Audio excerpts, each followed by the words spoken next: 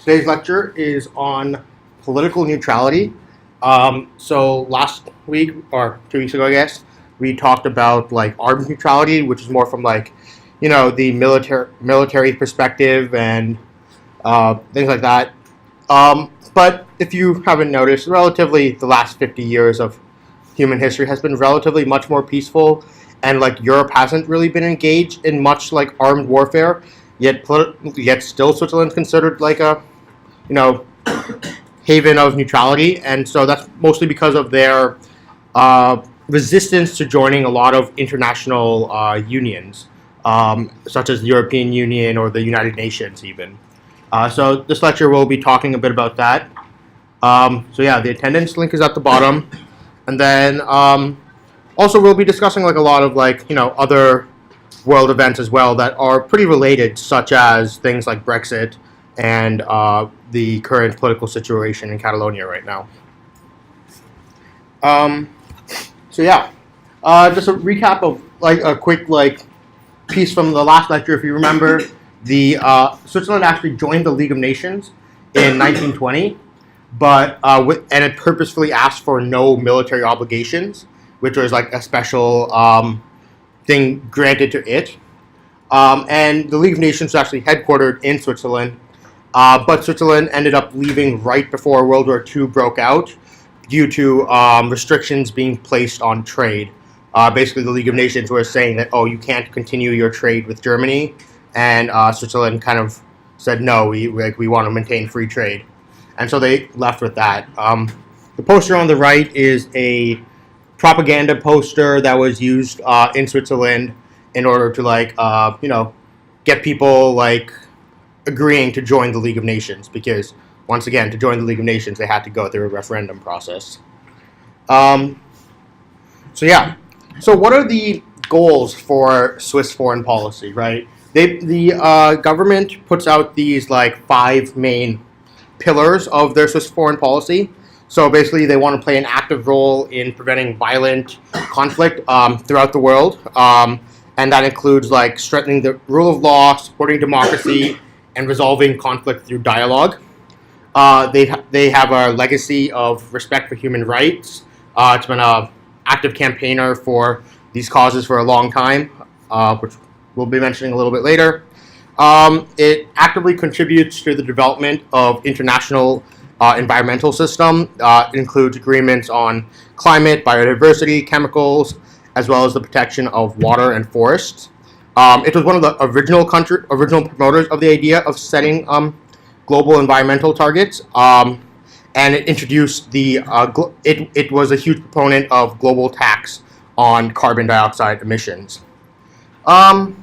Then representing the interests of Swiss businesses abroad. Basically, it focuses on like creating trade agreements and economic policies that include like export promotion, support for research and training in Switzerland, as well as the signing of multi and bilateral agreements with other states. And then finally, combating poverty reduction is at the center of its development aid policy. Switzerland continuously increases its aid policy, aid budget.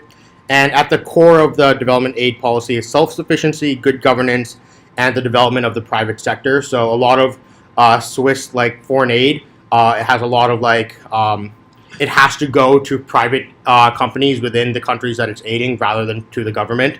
And so that's kind of like it makes its foreign aid policy a little bit different than most other countries. Yeah. So. One thing is that like Switzerland is actually part of a lot of existing organizations. It like people like to say, oh, like it's not part of the EU. It didn't join the UN until very late, but it was part of like a lot of things before that, such as like the European Free Trade Association, the Council of Europe, which is this like human rights centered organization. It was part of the Organization for Economic Cooperation and Security of Europe. And so these are all like the thing to note about most of the organizations it's been part of since like the mid 20th century is most of these are like very non-committal. For example, the Organization for Security and Cooperation in Europe, it's sort of just like a meeting group of all these countries that they show up to meet together, but none of the decisions that are made there are actually very binding. And so that was kind of like one of the goals of Switzerland. They're like, okay, it's okay to join organizations as long as at the end of the day, like, we get to choose whether or not to follow through on things. Until 2002, they finally joined the United Nations. So in this talk, we'll be focusing mostly on the two organizations of the United Nations and the European Union, because those are probably the two big ones that have large-scale, like, geopolitical ramifications. Yeah. So another thing, though, is that Switzerland focuses very heavily on bilateral agreements, and it tries to avoid entering multilateral agreements, which is like agreements between many countries. It would rather have like a sort of a peer-to-peer relationship with every country. So and it encourages others to do that as well. And most of like the agreements that it has with the European Union are done through bilateral agreements. So its whole goal is that, like, you don't have to join the European Union to get all the benefits, as long as you can strike enough deals with the European Union countries in order to receive as many of the benefits, but be able to opt out on the things you don't want to do. Yeah, and all the bilateral agreements are usually passed down to the Swiss electorate, and they have to be endorsed at regular intervals. The humanitarian tradition, basically, Switzerland has been historically known for its strong humanitarian tradition. That thing on the right that I realize now that I think about it, I put a red seal on a red background. It's kind of silly. But that's not the Swiss flag. That is the symbol of the Red Cross. And you might notice it's very similar to the Swiss flag because it is based on the Swiss flag. And that's because, the Red Cross was founded in Geneva, and Switzerland acted as a hub for a lot of the Red Cross's activities, especially during the wars in Europe, because Switzerland was neutral during most of those. They have the Swiss Agency for Development and Cooperation, which basically it's implemented at economic and trade policies targeted at developing and transition countries. So basically, like I said, their development process for helping developing countries is not to give the governments money, but rather to strike favorable trade deals with those countries, so that way those countries can export very easily to Switzerland. Same thing with the State Secretariat for Economic Affairs, and then there's a lot of work with NGOs that also provide a lot of humanitarian support to the official government policy. Yes. Do you know what countries they're providing aid to? Not off the top of my head, no. Sorry. So Swiss engagement with the UN. So Switzerland finally, it's been an observer status since 1948. Observer status is basically they can sit in on all the General Council meetings and observe, and occasionally even voice opinions, but they don't get any votes. This is today that kind of status is held by countries like Vatican City as well as the Palestinian territory, and so a lot of UN work was actually still based out of Geneva, such as the Human Rights Council, but then basically they finally joined the United Nations in 2002 after long process, and it took a lot of convincing to get people to do it, because they basically, the United Nations tends to, unlike the other organizations I mentioned, like the Council of Europe, the United Nations, whether or not it's done effectively or not, but part of the deal is that it is somewhat coercive, and you do have to follow along with you don't really have a choice in following along with the things that are done by the UN. And so back in 1986, when they had a referendum to try to join back then, over 75% of the country said no to that. So a lot of things had changed, mostly due to the end of the Cold War and stuff. People realized that the United Nations isn't being used as much as a geopolitical tool of the United States as much anymore. So that's why they were more okay with joining it this time. So this video will talk a little bit about what the relationship is right now. As I have said before, Switzerland is in many ways a vivid example of what the United Nations stands for: a peaceful and multicultural society built on strong democratic traditions. In September 2002, Switzerland was admitted as a full member of the United Nations. Earlier that year, Swiss people voted in favor of this, unprecedented in modern history, as no other nation has done this before. Geneva, Switzerland, the largest hub of the UN outside of New York, hosts 33 international organizations, including 7 UN specialized agencies, as well as 250 international non-governmental organizations. A birthplace of progressive ideals and a historical center of the Enlightenment, Geneva strives to offer the best working environment to the UN members stationed there, in keeping with its progressive legacy. In its first 10 years as a member state, Switzerland, a believer in solidarity, gains recognition for being active on a broad range of issues and a reliable, neutral, and honest team player in the pursuit of workable solutions. Moving forward, we will explore more reasons why the United Nations and Switzerland continue to engage each other.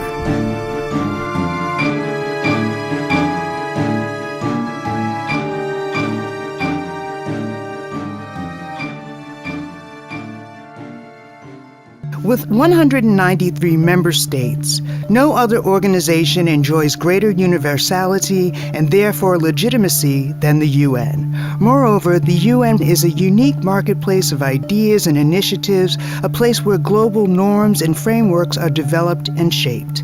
Today, no nation can expect to solve the problems alone. These matters now extend beyond national boundaries. As the world's only truly universal organization, the UN provides the necessary international platforms to tackle global problems. It is the world's most legitimate problem solver. It is the place where every country has an interest to take influence and to show responsibility. Department of Political Affairs, where I work, is very much at the heart, within the UN Secretariat, very much at the heart of promoting and supporting the Secretary General's work in conflict prevention and mediation. Among the priorities of the Secretary General is precisely to move the UN system to prevent conflicts before they happen. The UN is one of the strongest collective efforts to avoid or soothe human tragedy. Prevention is more effective than deploying peace missions to crisis zones. Switzerland has a long tradition of providing mediation and conflict prevention expertise to the UN, and it contributes to capacity building and policy development in these fields. Switzerland has been devoting important human resources, has been providing important political support to the work that we have been doing, and has been partnering with us concretely on a series of initiatives, both here in the headquarters, but also, more importantly, in the field. The UN is the most effective global protector of vulnerable groups such as women, children, minorities, and civilians in armed conflicts. Security is not just about the prevention of war between nations, but also about the protection of the most vulnerable. Governments have the responsibility to protect their nationals. Switzerland is committed to the protection of civilians and the UN's role in setting the standards and taking decisive action.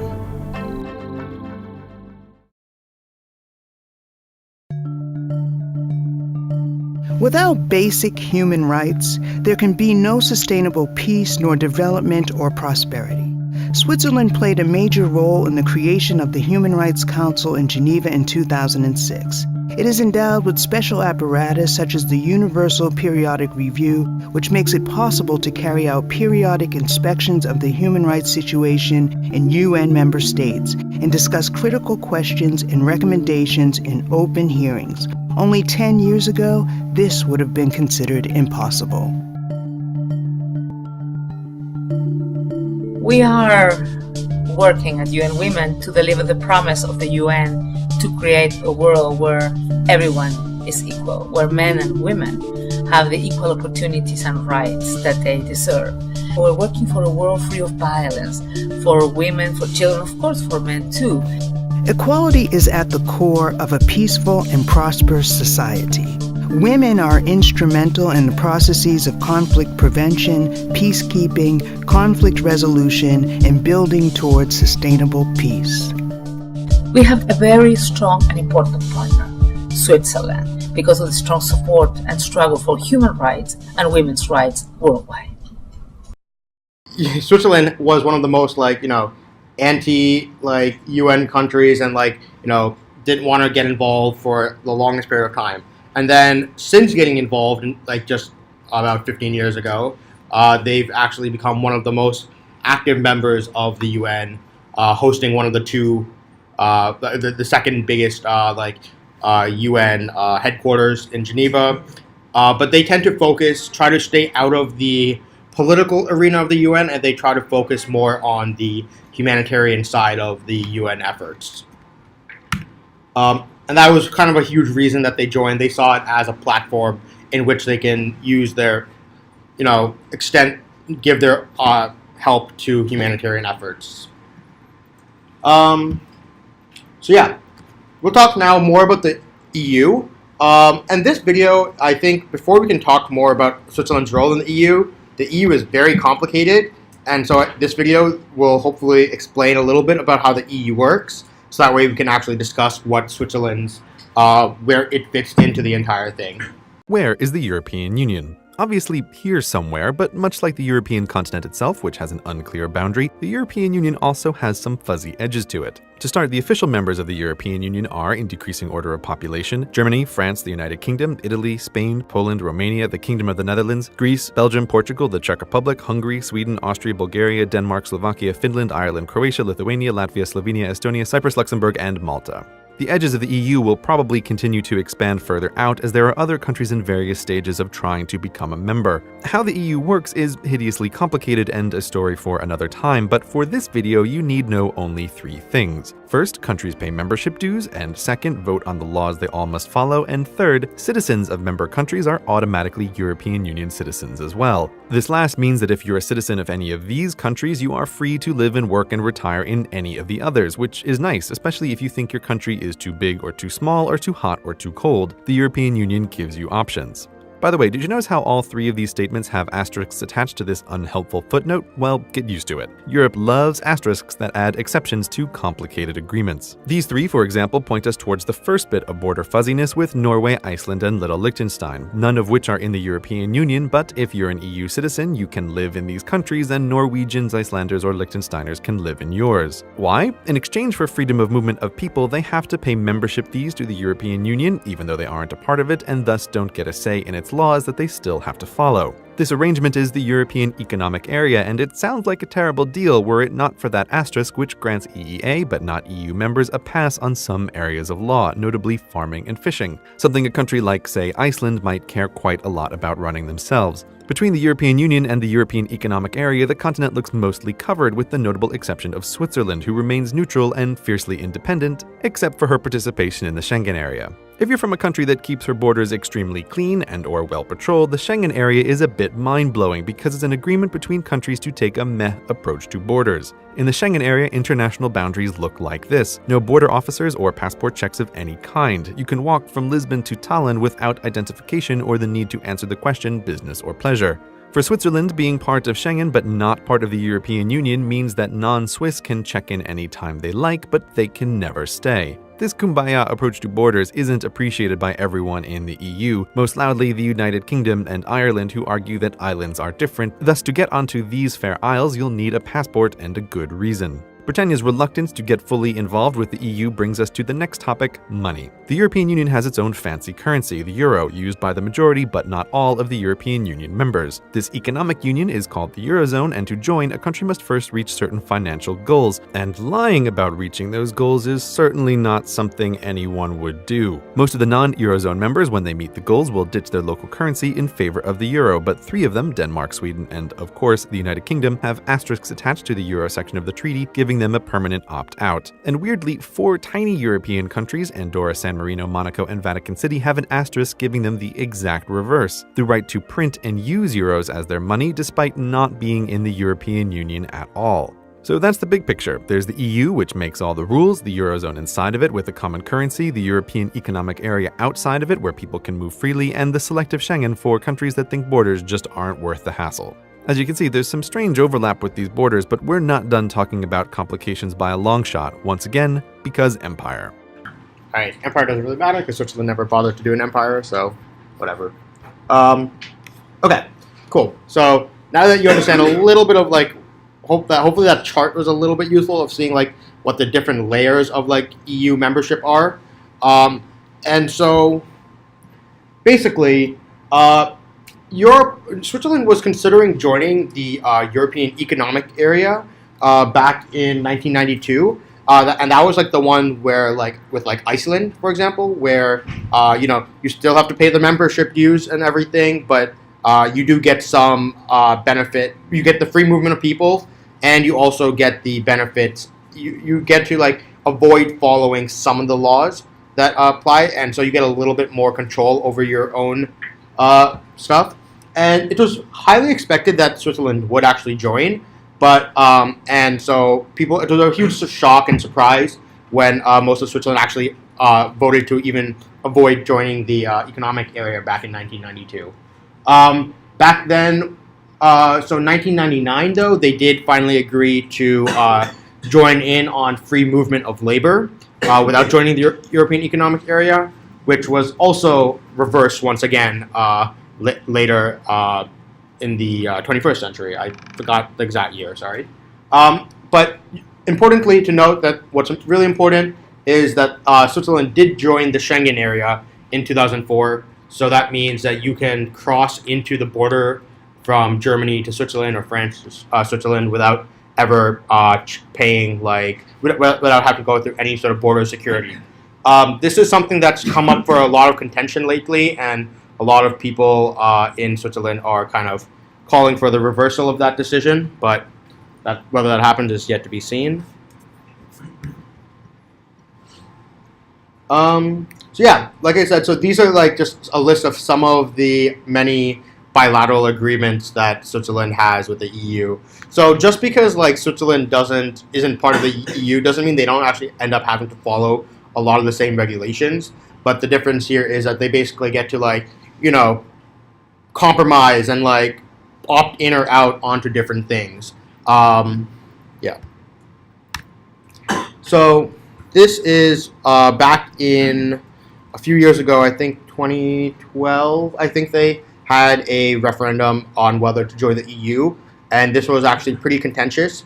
Yeah, this is a quick news briefing from that time. Swiss Parliament voted to withdraw their dormant application to the European Union. Swiss Foreign Minister Didier Burkhalter was quoted saying, quote, "Consider the application as withdrawn," after a vote in the lower Swiss House.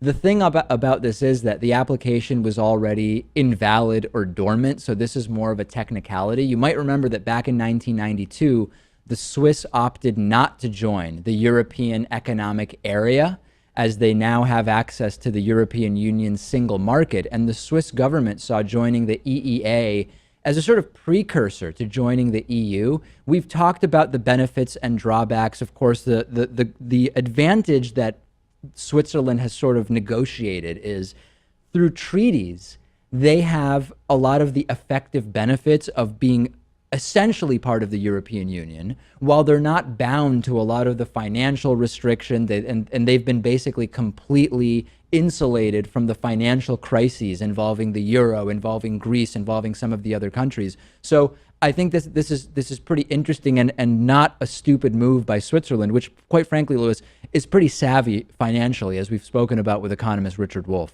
Yeah. Well, of course, rule number one is you do not switch to the euro, right? Yeah, seemingly. Don't touch that. But what I think partially is what's going on here is that when you do become part of the European Union, it's much easier for other members, citizens who are part of the EU, to move to and from all countries involved. Of course. And we know Switzerland is not big on that. They do not want people moving to their country. Quite the opposite, in fact. They actually passed some pretty controversial quota immigration laws, and they are sort of, they figured out a way to get a lot of the benefits of being geographically in Europe and near other countries that have robust economies in many cases, while sort of protecting themselves from having to participate in the aspects of it that they might not like.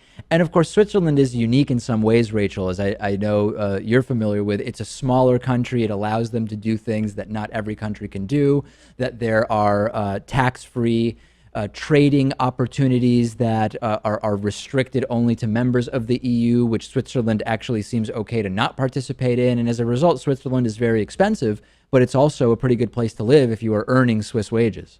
Definitely, because they have a stable kind of banking system and their currency is pretty stable. So I think that while they can kind of reap the benefits of the EU while not actually having to partake in it and then deal with what we're kind of talking about with instabilities with the euro and things of that nature, I think they're in a great position. I think they're very smart. What I wonder is, Switzerland has always been known for being neutral, dating all the way back to like Napoleonic times. Is staying out of the EU, is that a sign of neutrality? Like, hey, we're here, we're not part of anything? Or at a certain point, if being in the EU becomes the sort of expected default, is staying out of the EU no longer neutral? Like, is it a proactive statement of not neutrality? They're saying, no, we are not part of the EU.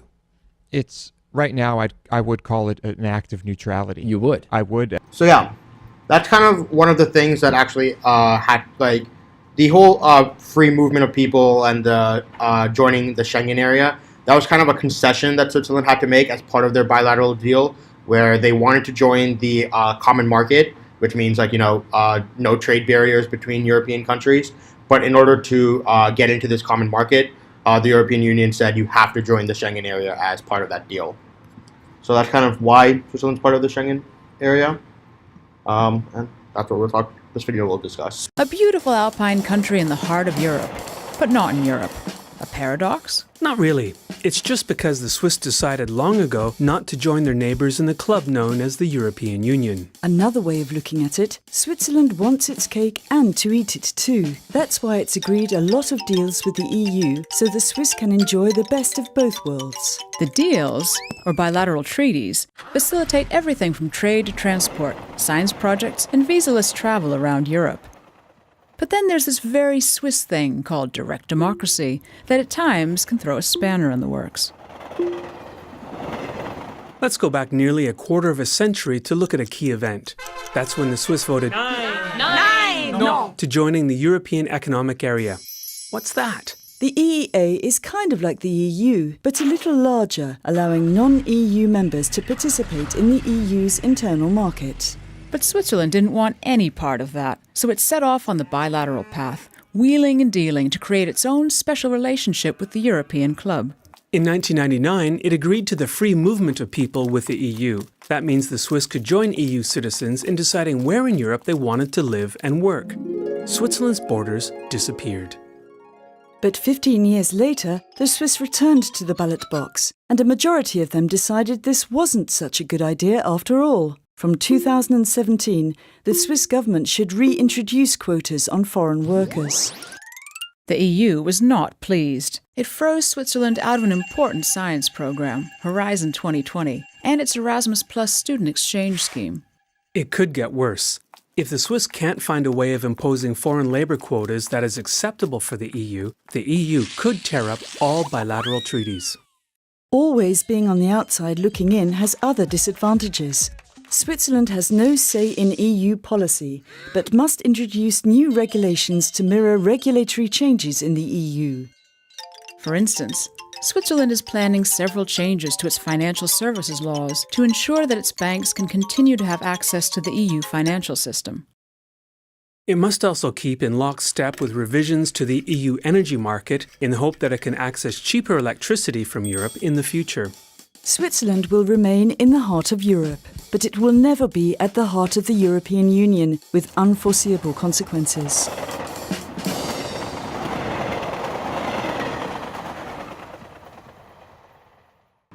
And so I realized one bullet point I think I accidentally skipped over a few slides ago that is pretty important to notice is that being part of this common market is very important to Switzerland because over 50% of Swiss exports go to other European countries, specifically EU countries, and 75% of imports into Switzerland are from EU countries. And so, like, we talked about this a bit, or I guess we didn't because we didn't have the geography lecture, but as you can tell, it's like mountainous terrain and stuff, like, Switzerland is somewhat relatively dependent on imports to quite an extent.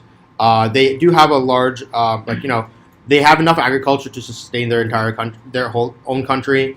But when it comes to industry and stuff, they are very, very specialized, and so they depend a lot on free trade, which is why this access to imports and the European common market is very important to their whole success. So one thing that tying it back a bit more into the larger geopolitical concept is, so when Brexit was happening, I'm not sure if any of you have seen this movie. This was the famous Brexit the movie, and this is this 1 hour propaganda movie that was basically put out by UKIP in order to convince the British that exiting the EU is a good idea. And a good portion of the film was actually bunch of the makers of the documentary went to Switzerland and talked to a lot of Swiss economists about how does Switzerland maintain its whole relationship with the EU, and basically their whole goal was to show that hey, if Switzerland can do it, so can we. So I'll play this clip from that movie.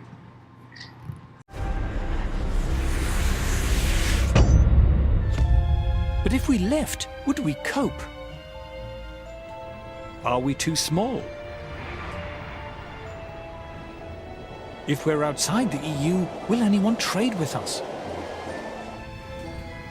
To find out, I'm heading to a European country which has steadfastly refused to join the EU. Switzerland.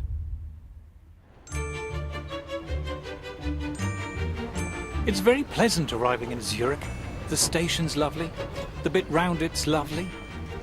In fact, everything's lovely. But then, this is the wealthiest city in the world, ranked as having the highest quality of life in the world.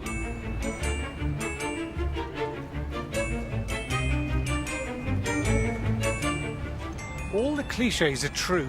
Everything is so neat and efficient. The people are so polite and obliging. And the buildings are beautiful. This place is wealthy, and it's obviously been wealthy for centuries.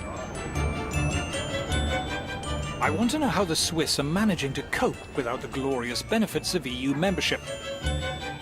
So I've come to one of Zurich's many lovely coffee houses to meet the veteran Swiss economist and writer Beat Kappeler. So Switzerland is not in the European Union. Is that a problem for you?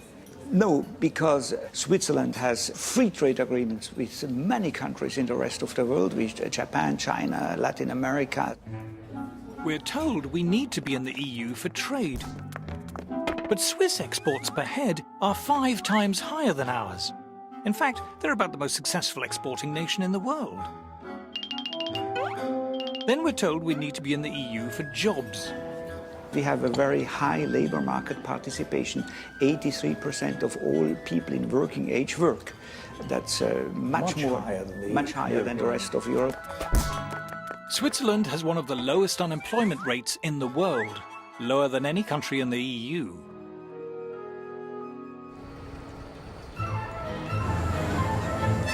Don't be fooled by the mountains, the cows, and the cuckoo clocks, which are German, by the way. Switzerland is an industrial giant. You might have heard of Nestlé and Novartis and Roche, the mining firm Glencore, Liebherr Cranes, the high-tech engineering firm ABB, and of course every posh watch firm you can think of, from Rolex and Omega and Tag Heuer to Patek Philippe and Zenith and Breitling. These are all world-beating giants. Just look at the most valuable companies in Europe. Novartis, Roche, Nestlé, they're all Swiss. Yep, Europe's biggest companies aren't even in the EU. Zurich is also one of the world's largest financial centres, despite having a population of less than 2 million, with global firms like UBS and Credit Suisse. per million of inhabitants, Switzerland has more multinationals than, I think, all other countries. No surprise then that Switzerland is about the richest country in the world, with a GDP per head around twice as high as ours. To make the point that actually if we left the EU we'd be just like another Switzerland, I think is totally bizarre. It is one of the most prosperous countries in the world. Switzerland doesn't just do a bit better than us, it does fantastically better than us. Needless to say, the Swiss are better paid than us, with average wages again around twice as high as ours. What's more, there is far greater income equality here. Labour incomes are about as equally distributed as in Scandinavia. If you think high tax rates lead to equality, look at Switzerland. They have far lower tax rates than we do, but very high levels of income equality. So, without the EU's help, the Swiss seem to be scraping along just fine. But how do we account for Switzerland's truly staggering success? I've come to the offices of the Swiss magazine Die Weltwoche, or The World This Week. The reason why Switzerland is successful economically is that Switzerland is not a member of the European Union.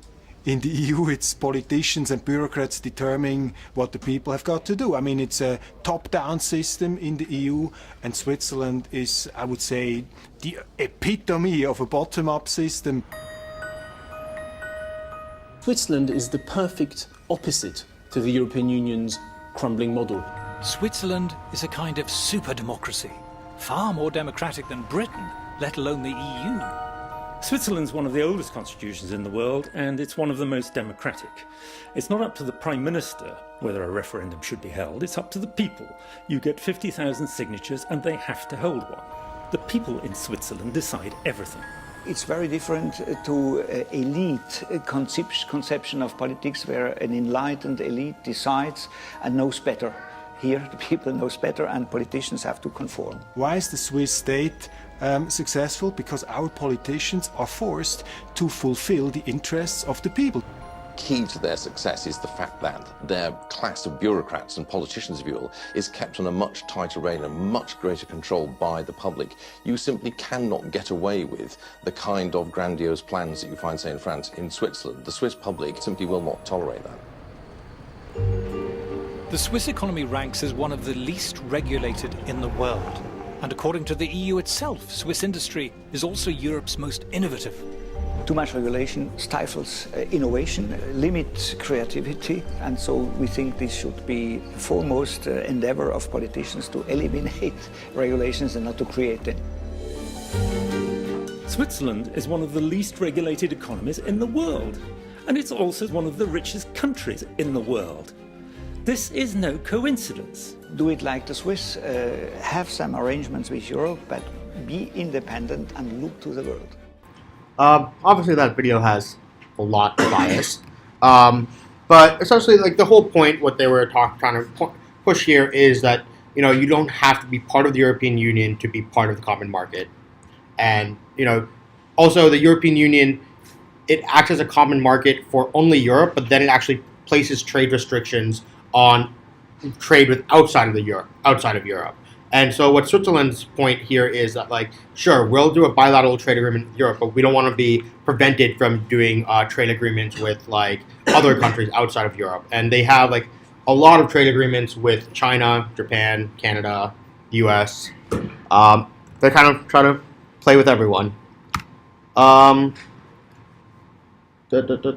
almost out of time, so I'm going to skip the next few videos.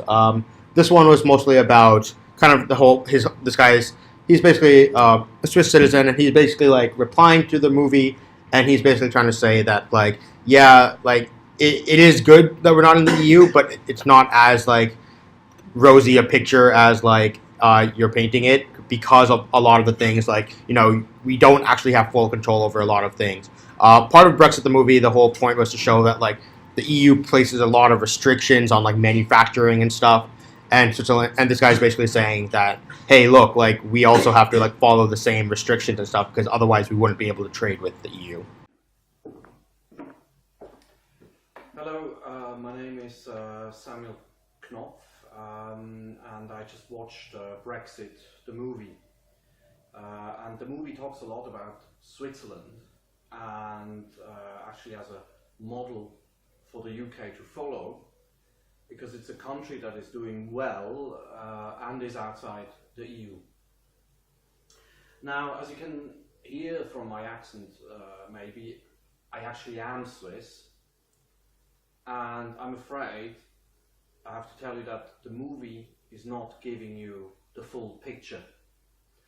So I live in the UK since 5 years, and I felt obliged to give you some information on what that Swiss model actually means, and so that you can make an informed decision, which unfortunately, again, the movie, at least with regards to Switzerland, does not allow you to make. The most important thing, which a lot of people are not aware, and which also the movie does not mention, is that Switzerland actually has access to the single market that is equal to the one the UK has. This is because Switzerland signed a deal with the EU in 1998, which gave it access to the single market, as an EU member would enjoy it as well. Now you will say, oh well, great, that's even better than I thought. So Switzerland is not only outside of the EU, is doing well, and even has full access to the single market. Now, of course, in order to get that full access to the single market, we had to accept a lot of things that we did not like in that deal that we made with the EU. First of all, we have free movement of people with the EU. You heard right, so Switzerland has no control over its borders, even though it's not in the EU, because it made that deal. We actually have even higher immigration per head than the UK. Actually, we have almost 2 times as much immigration as you have in Switzerland. The second thing we had to accept were contributions to the EU budget, sending money to Brussels, another thing we don't like. Now, to be fair, we do not contribute as much as you do, but we still contribute 60% of what you contribute. And contrary to you, who still have, at least some representatives in the EU who can maybe occasionally block a thing or two, and sometimes you have veto rights, we have none of that. We have nobody in the EU. For us, it's really just chucking money to Brussels, and they will do with it as they please, without us having any say in it. And the third thing is something that the movie is talking about a lot, is all these product rules, about toasters and bed sheets and other stuff. We have to follow them as well, because obviously the EU is not going to give us access to the single market and allow us to export products there, which will then circulate in that market, that do not correspond to their rules and regulations.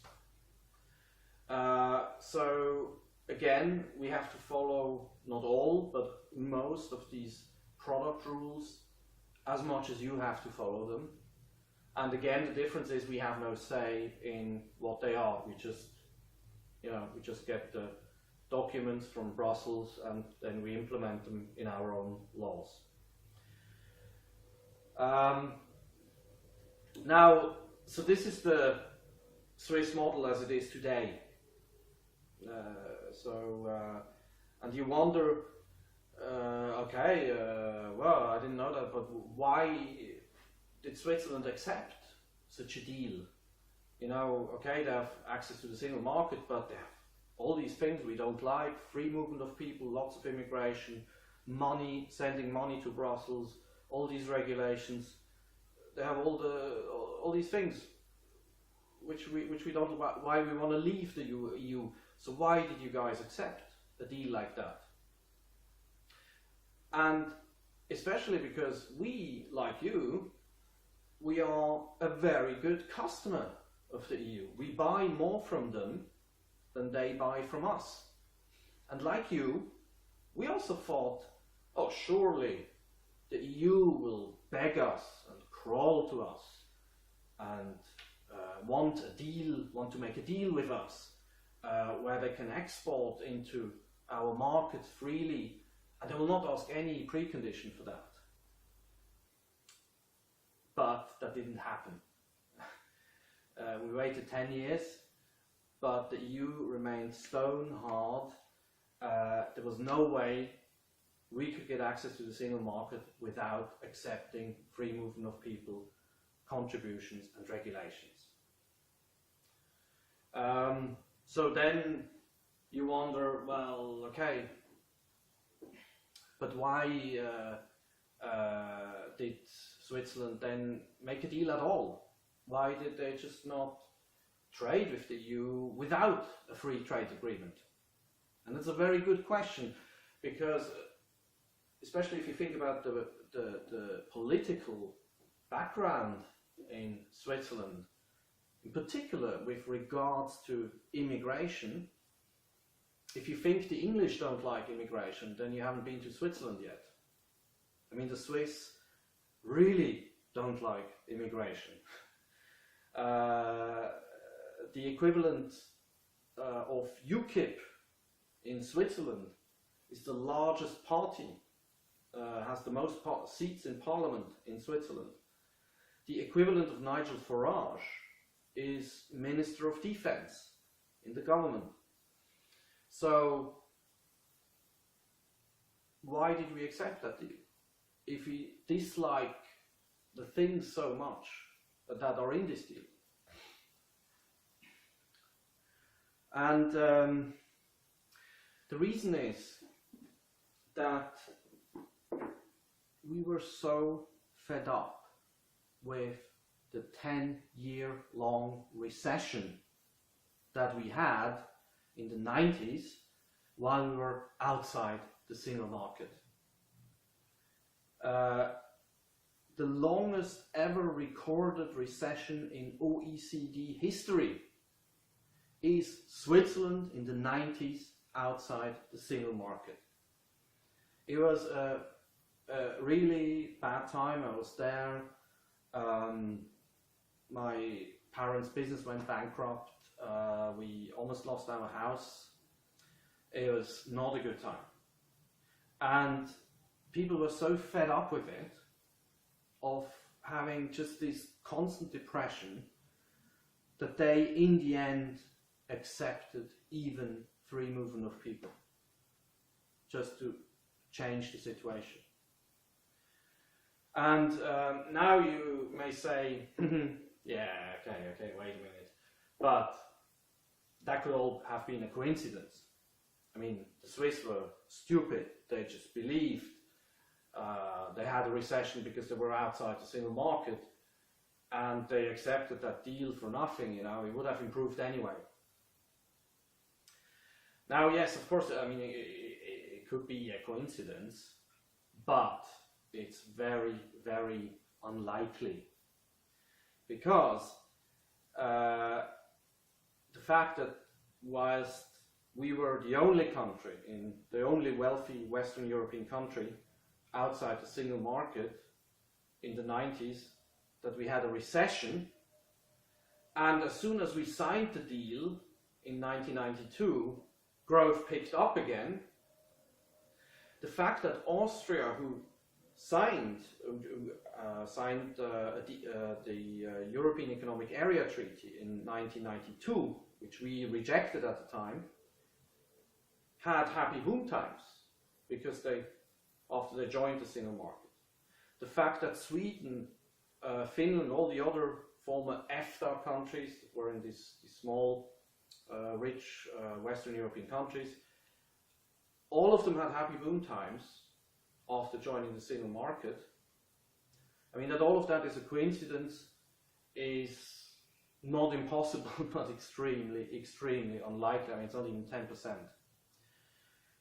Adding to that, you have, the IMF, Bank of England, Treasury saying the same thing. Life outside the single market is going to be very, very difficult. So you would not only need a massive coincidence, but also a conspiracy to make it, to deny the fact that it seems without being in the single market, you can't really prosper in Europe. Now, again, I mean, being in the single market is not enough, I mean, you can still screw up. I mean, the Greeks, the Italians, the French, yeah, if you have stupid politicians, you can still screw up. But even the best managed economy in the world, which is Switzerland, we are #1 in competitiveness in the world, did not survive economically without being inside. It's a precondition for prosperity, it seems. I mean, this is the lesson we took, as the Swiss people took from this time in the 90s. And that's why we agreed to that deal with the EU, which gave us access to the single market. It's also not something that was imposed by the politicians in Switzerland. I mean, as the movie points out, we have very strong referendum rights. We can overthrow any law if we collect some signatures, and then we call out the referendum and we can repeal any law. So really the Swiss population was behind that deal because they were so fed up with the recession. Now, of course, today we are doing well, but looking back, these 10 years outside cost us a lot of growth. So if you look at the period from 1992 to 2008, Switzerland is overall one of the slowest growing countries in the world, in Europe. So of course we are on a very high level, so I mean, I don't complain. We are still one of the richest countries, but in terms of economic progress, almost all European countries, and in particular EU countries, have progressed faster than us from 1992 and to 2008. So basically what we did, we rejected something in 92 because we didn't like free movement of people, we didn't like all these things, had then 10 years of pain and ended up exactly with the same thing that we had rejected in the first place. Not the smartest move, I think. So this is the Swiss model. After a lot of slow growth, a lot of pain, all the things you don't like. Of course, the choice is yours. But I think if you look at it, overall you have exactly 3 choices. The first one is to remain. The second one is to exit and do a deal like Switzerland, but then you have all the immigration, then you have all the money sending to Brussels, the regulations, or you go through a lot of economic pain. And I know what you may say. You may say, yeah, okay, but we are not Switzerland. We are the UK. We will do better. And yes, I agree. Again, I mean, you are not Switzerland, yes. You are a different country, of course. And I love this. I love being here. I mean, that's why I moved here. I mean, I love the sense of humor, the individuality, eccentricity, the diversity of London. I love these things. But economically speaking, with all due respect, being different from Switzerland is not going to help you. If we went down outside the single market, and so you will, most definitely. Because, and again, I love this country, but you have a lot of weaknesses.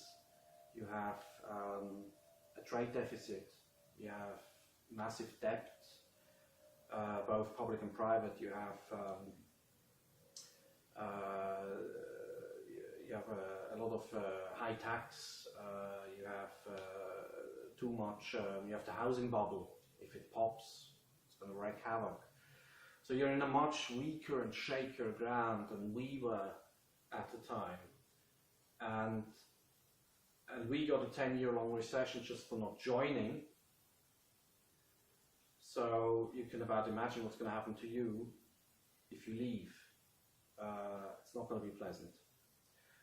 So I'm sorry to if this all sounds a bit dark, you know, but we've been through this. We've come to the conclusion, and because we were as optimistic as a lot of the Brexit people were at the time, and we've been through it, and we came to the conclusion it doesn't work. And so, yes, it is a good idea, certainly, to look at Switzerland, because we've been through a lot of the things that you will go through if you exit. But then, of course, you have to really look at the whole picture, and I hope I was able to give you that bigger picture with this video, and hope to have contributed to a more informed debate on leaving the European Union. Thank you.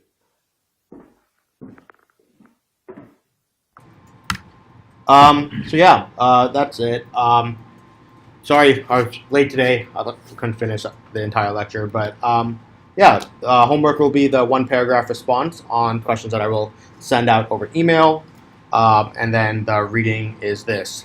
Yeah, and just wanted to bring up that Switzerland's probably going to be like, you know, it was a lot in the news last year or 2 years ago, I guess, when Brexit was happening. But a lot of people in Catalonia right now are looking at Switzerland as well, because if Catalonia gets its independence sometime in the next few months, they also have to face another question of, now what do we do? Do we join the EU or not? And so I've been reading a lot about the situation in Catalonia, and so a lot of economists and stuff are heavily trying to decide on this question or not, and they're scared that Spain is going to try to swing the EU to be very anti-Catalonia, which it's kind of already doing. So yeah, these are some interesting questions too, which will probably be one of the possible homework questions. Yeah.